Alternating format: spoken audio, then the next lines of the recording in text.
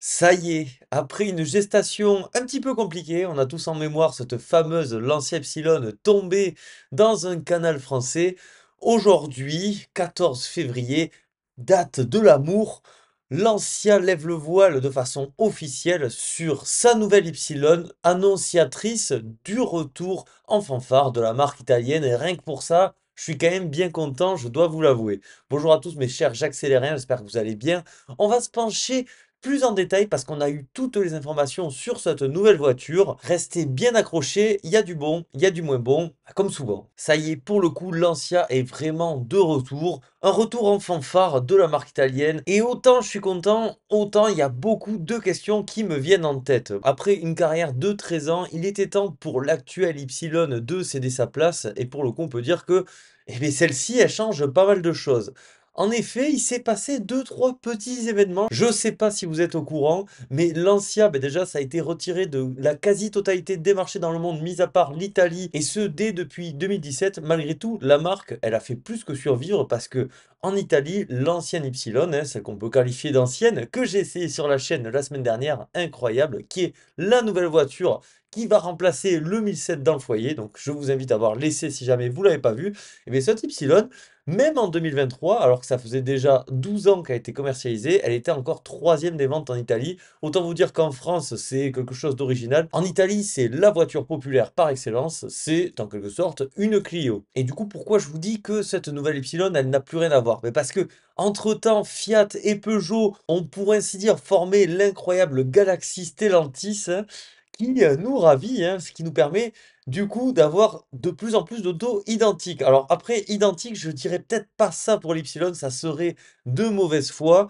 Parce que on a vu l'extérieur, notamment regardez cette partie arrière, mais même l'avant, on a quelque chose de vraiment changeant. L'arrière, c'est un hommage à la Stratos. L'avant, il y a le Y là que vous avez en LED qui symbolise la nouvelle signature lumineuse du véhicule, mais par contre, vous voyez bien là que de profil, et bien ça reste malheureusement une Peugeot 208 recarrossée slash Corsa. Malgré tout, il y a des petites nouveautés, comme ce nouveau logo Lancia que vous avez vu sur les custodes. D'ailleurs, à l'avant, Lancia, c'est écrit en inox, et oui, parce que bon, il faut bien que la nouvelle génération d'acheteurs connaissent un minimum ce véhicule, et c'est vrai qu'on connaît plus trop l'ancien, hein, mis à part les amoureux d'automobiles, notamment italiennes comme moi, mais c'est vrai que dans l'imaginaire des gens, l'ancien, ça n'existe plus quoi, hein. En Italie, c'est resté, mais c'est à peu près tout.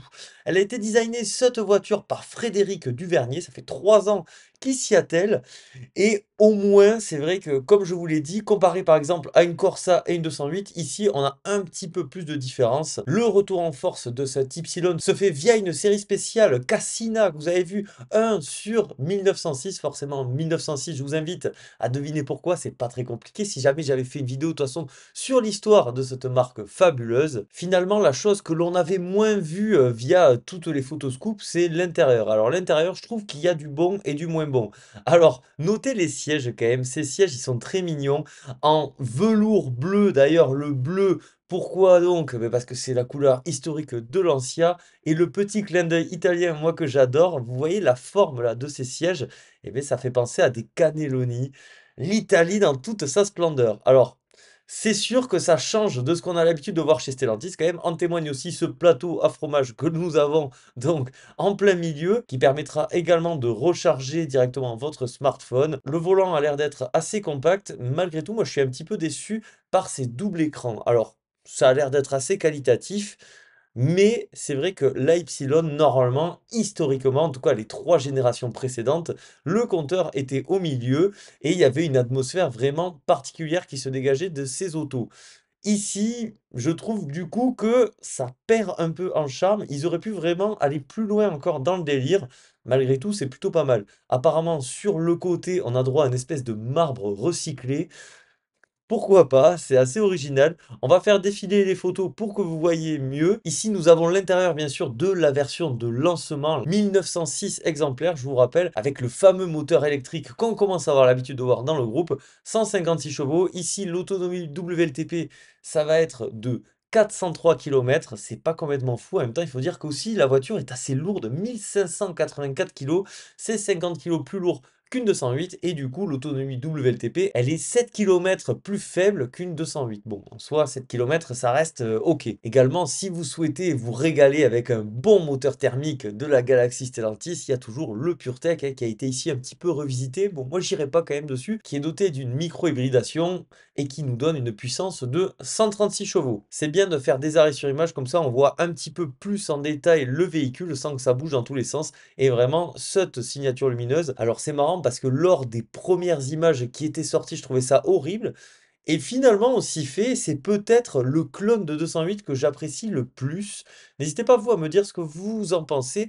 Au moins, on pourra pas dire que c'est pas original, c'est clairement osé, ça c'est sûr. D'ailleurs, là, on le voit un petit peu plus. Je vais essayer de vous la montrer même sous cet angle-là. D'ailleurs, j'adore la signature lumineuse arrière, ça je vous l'ai déjà dit.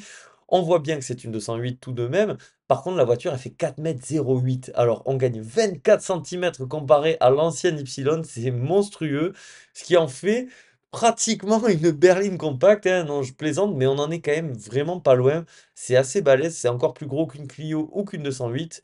Ça devient tout simplement l'une des plus grandes citadines de la catégorie, quand l'ancienne Y, c'était l'une des plus compactes. Et c'est dommage, encore une fois, j'aurais bien voulu qu'elle garde un peu son gabarit, son côté un peu rondouillard là, qui faisait ben, la force de ce modèle et qui permettait de le distinguer clairement d'une Panda ou d'une Fiat 500 dont elle dérivait. Donc là, on continue à regarder, hein.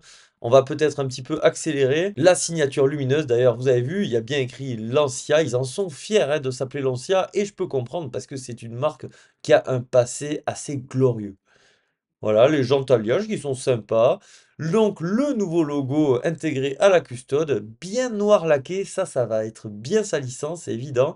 Niveau coffre, je vous en ai pas parlé, 309 litres en version électrique, 343 litres en version thermique.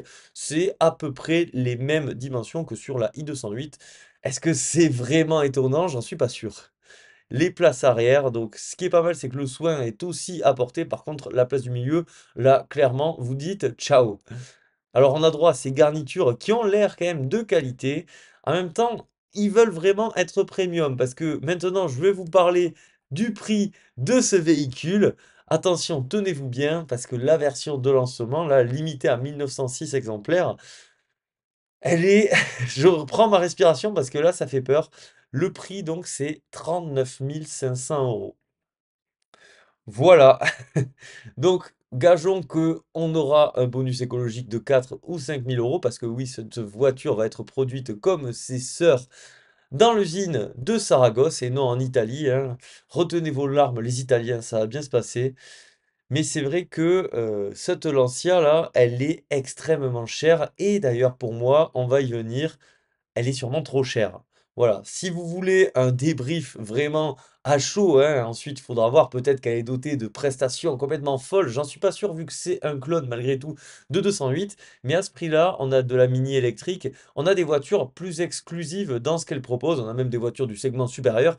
On a même des Tesla Model 3, des Tesla Model Y. Et en plus, on a la jurisprudence Hyundai qui avait une dégaine encore plus originale et allait encore plus loin niveau habitacle par exemple et a fait un énorme flop alors qu'elle était pétrie de bonnes intentions. Bon ici niveau autonomie ça sera mieux, je pense que les aspects pratiques aussi. Malgré tout, pour un retour, je trouve que c'est très élevé. Attention Lancia à pas trop vous planter. Et d'ailleurs, moi, ça me fait penser à quelque chose parce que Lancia, là, ils n'ont pas terminé leur retour en force, hein, parce que dès 2026 va apparaître la Lancia Gamma, un SUV électrique. Ah, mais c'est original, dis donc. Et en 2028, le retour de la Lancia Delta qui sera aussi forcément en 100% électrique. Et du coup, Lancia va d'ici 4 ans avoir une gamme bien sympa. Alfa Romeo revient aussi en force. Et du coup, ma question c'est qu'est-ce qu'on va faire de DS? C'est toujours pareil. Et pour moi, franchement, je trouve que la réponse, elle est déjà toute trouvée. Mais DS, dans quelques temps, vraiment, dans pas très longtemps, je pense, on va dire ciao, bye. Et puis, on va rebadger les DS Store Lancia. Et puis, je pense que ça sera mieux pour tout le monde parce que, déjà, il y a trop de véhicules dans cette galaxie Stellantis, ça c'est évident. Et Lancia est beaucoup plus représentatif de l'image qu'on pourrait se faire d'une marque premium comparé à DS, parce que DS, mais ils ont eu tout à créer. Ils ont galéré, hein. Il n'y a pas eu que des échecs, il y a eu aussi des réussites, mais c'est vrai que j'ai l'impression que la marque ne sait pas trop où elle va. Là où pour Lancia, il y a l'air d'avoir une stratégie, et puis le passé de la marque est tellement fou que ça me paraît assez logique. Et puis Alfa Romeo aussi, ils veulent pas la laisser tomber, cette marque. D'ailleurs, il y a bientôt un petit SUV qui va arriver. On va en parler dans pas très longtemps, ça, je peux vous l'assurer. Bref, n'hésitez pas à me dire ce que vous pensez de cette nouvelle Y. Est-ce que vous trouvez son prix justifié ou non? Quid de l'avenir de DS Automobile? N'hésitez pas à me dire tout ça depuis l'espace des commentaires, je vous lirai. Pensez au like, à l'abonnement, c'est hyper important. Un immense merci à tous ceux qui cliquent sur l'onglet rejoindre sur ma chaîne principale Atmo ou encore qui me soutiennent depuis Patreon. Vous êtes les Atmophiles ultimes. Un grand merci à vous, c'est véritablement adorable. Malgré tout, le plus important, c'est pas ça. C'est quoi le plus important? C'est prendre soin de soi. Donc prenez soin de vous. C'était Jacques pour J'accélère. Je vous dis à la prochaine. Bisous. Ciao.